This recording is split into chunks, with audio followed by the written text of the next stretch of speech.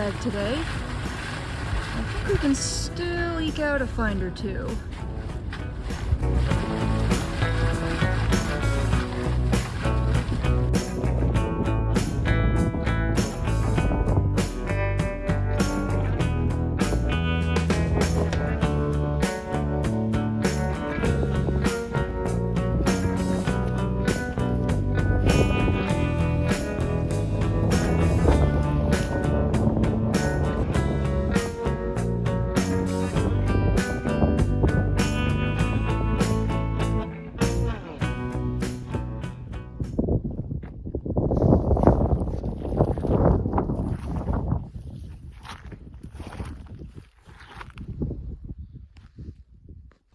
Hi guys, we're still walking around here. Found some dry patches.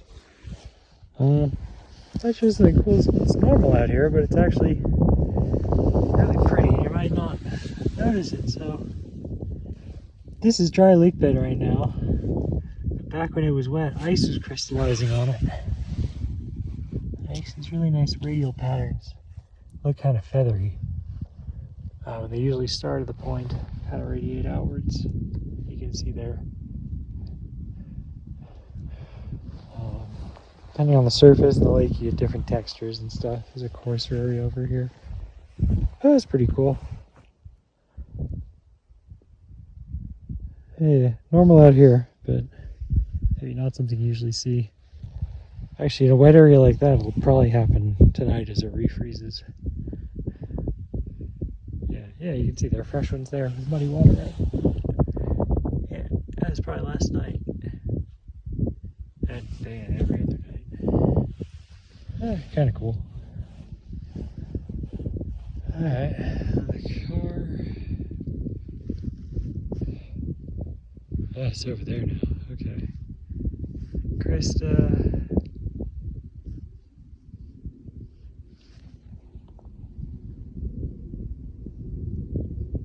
Somewhere out there, I think. I don't know. Alright.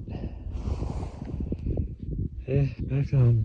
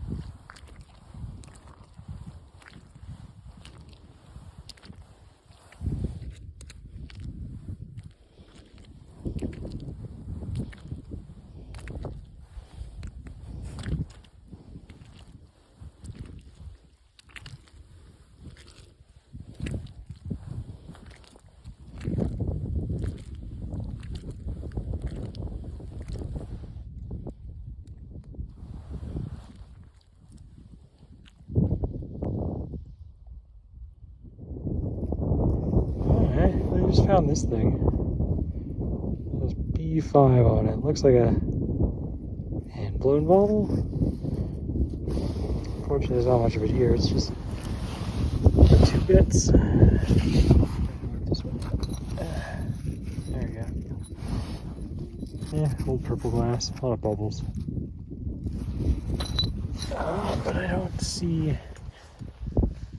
any more of it. That's a shame. Yeah. Alright. Back on. Alright, so it sounds like Jason just got one. It's 2:17 p.m. Been out here since this morning. It's been a rough day because it's kind of sloppy. We got some dry stuff.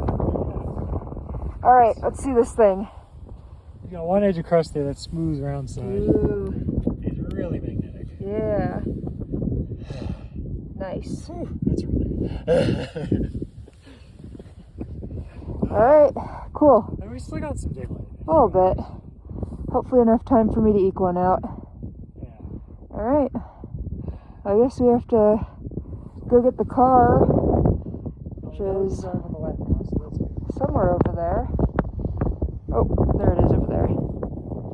And then tag and bag. See if we can't find some more, right?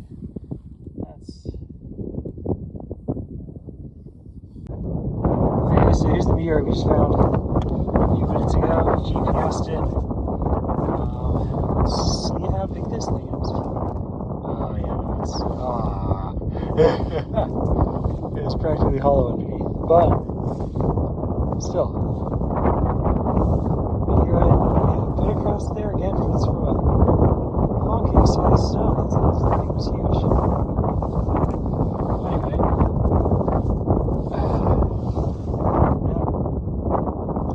wash it off, get some close-ups, finish up documenting. Keep hunting. Alright, so this is a pretty typical H-chondrite fragment from this lake bed. It's mostly broken sides, and there's one nice smooth edge of fusion crust along the top edge there.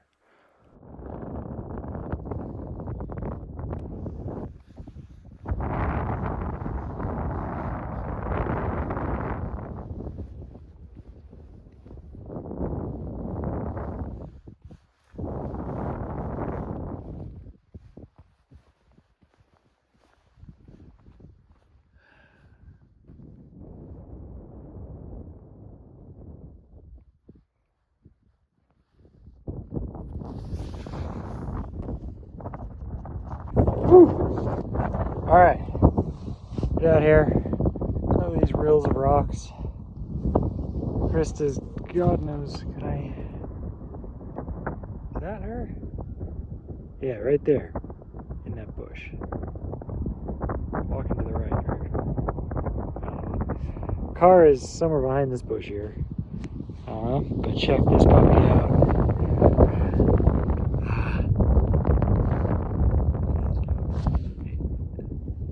There we go.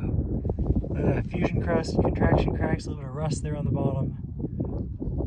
Great shape to him. Unfortunately, I do think he's broken on the back, but it looks really flat. I can't tell. It's really flat.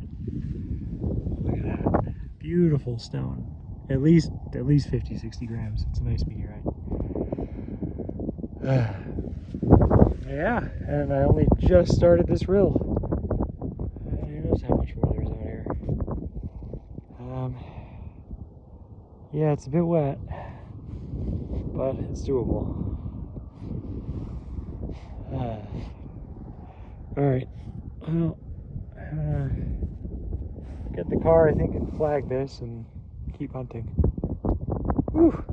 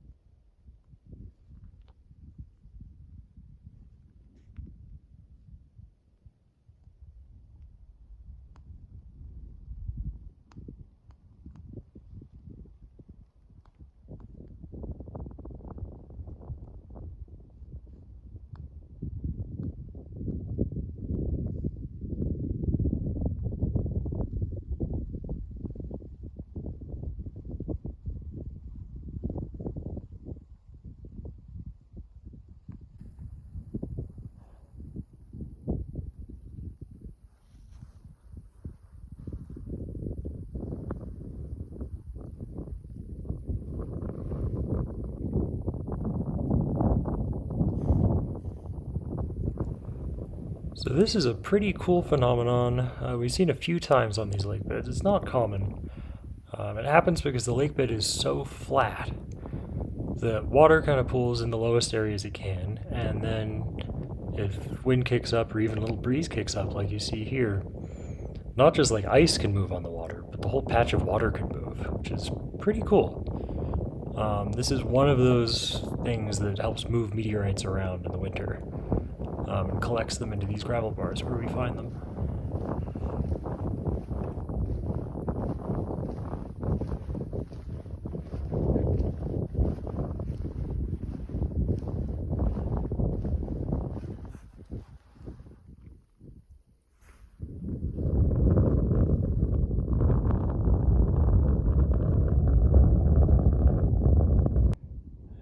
well, sun's down. Krista thinks she has one. Let's see what we got. That's actually a little ways away. I'm gonna shut down and walk over. So we're here. Let's look at this thing. Sunset was a few minutes ago.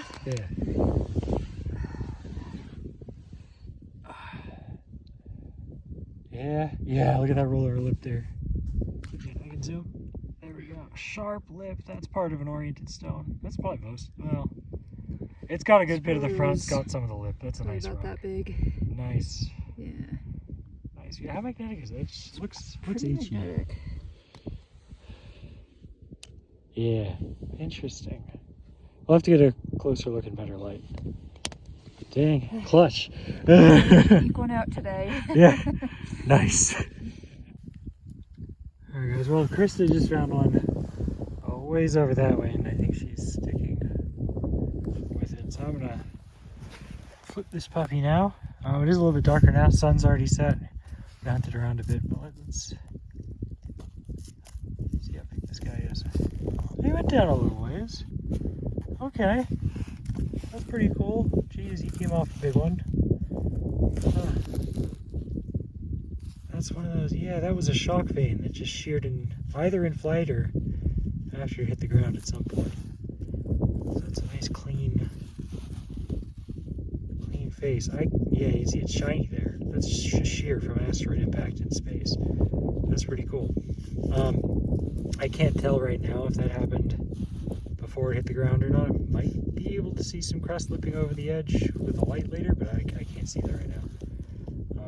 It's not through the camera. But that's cool. Great. Nice, decent sized rock. Alright. Well, these are the last photos and then I think that's it's so cold. My fingers aren't working. That's her over there, so I gotta go back out there and do some last photos here first. And then, yeah. Alright. So this is a fairly pretty stone. Good size, great fusion crust on this side. But what makes it interesting is this weird flat surface on the back. It's almost polished smooth. It's not perfectly flat, but you can see the light's reflecting off it. It really is polished. This forms during impacts in space when one asteroid's hit by another. Sometimes the rocks get kind of broken up and will slide on each other and create these polished faces. They tend to be weak points where meteorites will then fragment apart later, either on the ground or when they're coming through the atmosphere and there are big forces on them. Not that uncommon, but pretty cool to see. Unusual feature for sure.